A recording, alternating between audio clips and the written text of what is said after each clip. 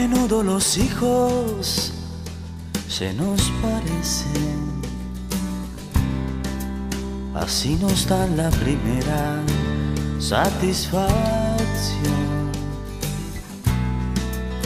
Esos que se menean con nuestros gestos, echando mano a cuanto hay a su alrededor.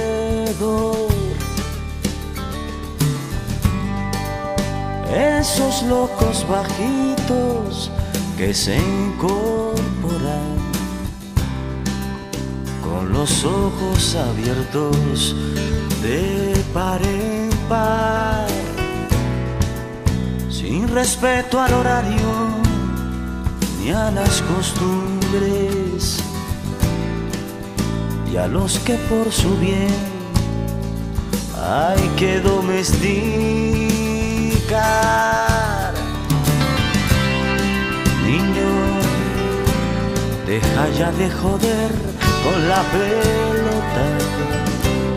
Niño, que eso no se dice, que eso no se hace, que eso no se toca.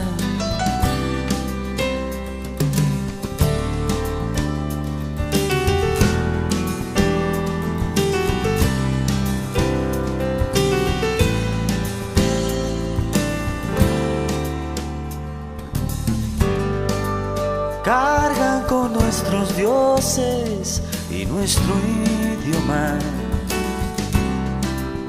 nuestros rencores y nuestro porvenir. Por eso nos parece que son de goma y que le bastan nuestros cuentos para dormir.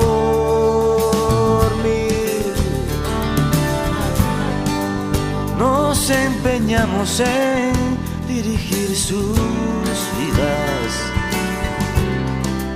sin saber el oficio y sin vocación. Les vamos transmitiendo nuestras frustraciones con la leche templada y en cada canción. Niño, deja ya de joder con la pelota. Niño, que eso no se dice, que eso no se hace, que eso no se toca.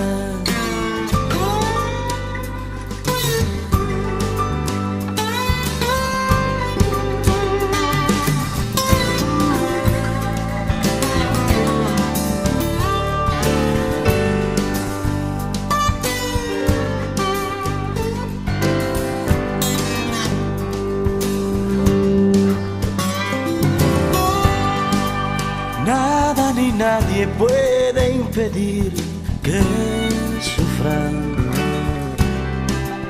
que las agujas avancen en el reloj, que decidan por ellos que se equivoquen, que crezcan y que un día